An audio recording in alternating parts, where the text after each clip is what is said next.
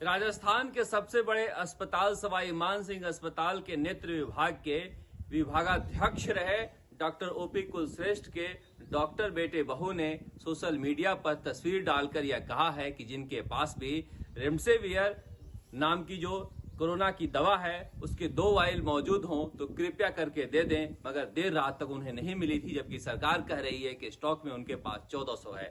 यह बात मैं इसलिए कह रहा हूं कि आप सरकार के भरोसे मत रहिएगा, क्योंकि सरकार भरोसा दे रही है, चाहे यहां की हो या वहां की हो।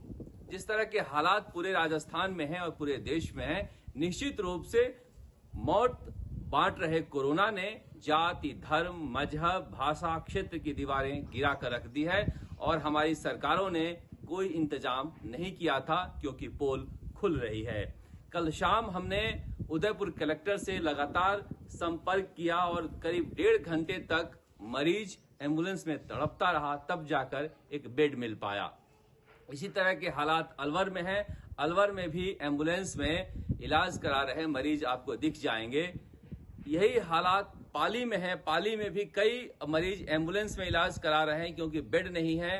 कई मरीज तो ऑक्सीजन लगाकर फर्श पर बैठे हैं। ये बातें मैं इसलिए बता रहा हूं आपको, क्योंकि आप ख्याल अपना रखिएगा, सरकार के इंतजाम के भरोसे मत रहिएगा। हम दुश्मन अपना चीन और पाकिस्तान में खोजते हैं, लेकिन जिस तरह की खबरें आ रही हैं कि कालाबाजारी और जमाखोरी कर रहे कोरोना के दवाइयों के दलाल पकड़े जा रहे हैं, निश्चित रूप से इनसे बड़ा कोई दुश्मन नहीं है, न देश का न मानवता का, कि इस मौके पर भी रेमडेसिविर जैसी दवा का वो कालाबाजारी कर रहे हैं, जमाखोरी कर रहे हैं, ब्लैक में बेच रहे हैं। यह दिखाता है कि देश के रूप में हम कितना खोखला है, इंसानियत के रूप में, कि ऐसे समय में जब सबको एकजुट होना चाहिए, लोग अपना धंधा खोज लेते हैं।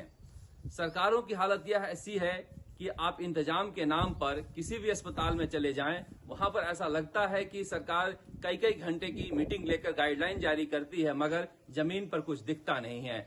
अब सुबह मैं वैशाली नगर डिस्पेंसरी में गया था जयपुर के, वहां पर 80 साल के 90 साल के बुजुर्ग वैक्सीनेशन के लिए ऐसे धक्का मुक्की कर रहे थे, क्योंकि 1 घंटे तक वैक्सीनेशन का काम बंद था कि वैक्सीन खत्म हो गई। उन्हें लग रहा था कि वैक्सीन खत्म हो गया तो कोरोना फैलने का परवाह किए बिना आपस में लोग एक दूसरे पर चढ़े हुए थे। ऐसा लग रहा था कि एक व्यक्ति भी अगर उसमें कोरोना का संक्रमण लेकर आया होगा तो पूरी भीड़ को कोरोना संक्रमित कर देगा, लेकिन लोग उसकी परवाह नहीं कर रहे थे। लोगों की लापरवाही की वजह से ही तो ये इतनी जाने जा रही हैं। ऐसे में यही तो सरकार का काम सामने आता है कि वो सामने आए और अनुशासन को कायम करे, मगर वहां पर कोई नहीं था। इसी तरह के हालात वहां पर थे, लोग फर्श पर बैठे हुए थे सुबह से आकर, क्योंकि 3-3 घंटे 4-4 घंटे बुजुर्ग इंतजार नहीं कर सकते हैं।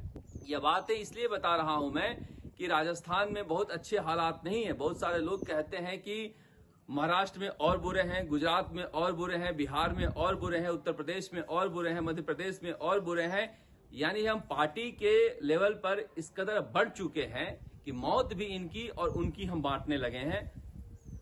लेकिन हालत अगर आप देखें तो उत्तर प्रदेश की जनसंख्या करीब करीब 23-24 करोड़ है, वहां पर 30,000 केस आ रहे हैं। हमारी जनसंख्या 7 करोड़ है, हम 10,500 केसेज आ रहे हैं। तो हमारे हालात कोई अच्छे नहीं है, बेहतर नहीं है। हम खुशकिस्मत इसलिए हैं कि हमारी जनसंख्या कम है, मगर जिस तरह से केसेस बढ़ रहे हैं हम भी उसी दिशा की तरफ बढ़ रहे हैं। और सरकारों की हालत तो ये है कि कई दिनों बाद राजस्थान के स्वास्थ्य मंत्री यहां लौटे हैं।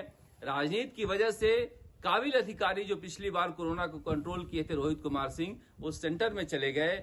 यहां पर अब जाके सरकार जागी है और 3 IAS अधिकारियों की नियुक्ति की है चिकित्सा विभाग में मॉनिटरिंग करने के लिए, वरना मॉनिटर करने वाला ही कोई नहीं है। क्या सरकारों को पता नहीं था कि ऑक्सीजन की जरूरत पड़ेगी अगर इस तरह के हालात बनते हैं तो? क्योंकि दूसरी लहर, तीसरी लहर तो बाहर की दुनिया में आ ही रही थी।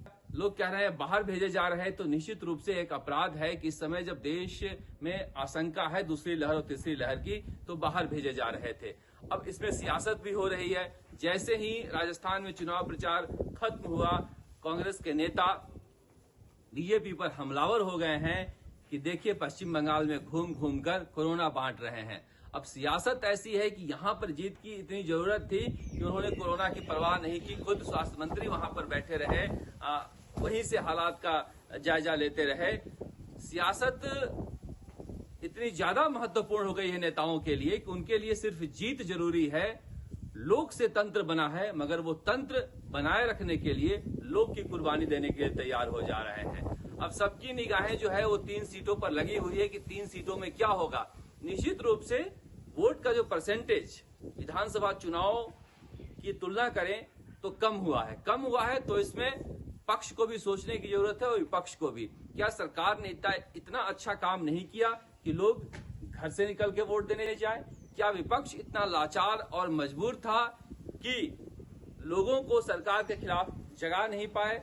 तो निश्चित रूप से कटघरे में कांग्रेस और बीजेपी दोनों खड़ी है कि लोग घरों से बाहर नहीं निकले। इतना धुआंधार चुनाव प्रचार, इतने ज्यादा मंत्री लगा दिए गए थे, बाहर से नेता बुलाए गए प्रचार करने के लिए, उसके बावजूद अगर लोग घरों से बाहर नहीं निकले हैं तो नेताओं के लिए आत्ममंथन का समय है कि आखिर क्यों चुनाव के प्रति लोगों में उदासीनता थी। अब कोई कह रहा है कि वोट परसेंटेज कम पड़े हैं, इसका मतलब सरकार से नाराज लोग घर से बाहर नहीं निकले हैं। जब नाराज होते हैं तो लोग बाहर निकलते हैं, इसलिए कांग्रेस जीत रही है। बीजेपी कह रही है इस सरकार से लोग खुश नहीं थे इसलिए बाहर नहीं निकले, इसलिए हम जीत रहे हैं। अपने अपने गणित हैं। कांग्रेस मान के चल रही है कि 3 सीटें हम जीत रहे हैं। बीजेपी को लग रहा है कि 2 सीट तो कम से कम हम जीत ही रहे हैं। जनता कह रही है कि 2-1 से फैसला होने वाला है। सबको इंतजार 2 मई का है, लेकिन उससे पहले कोरोना किसी का इंतजार नहीं कर रहा है। आप अपना ख्याल रखिएगा।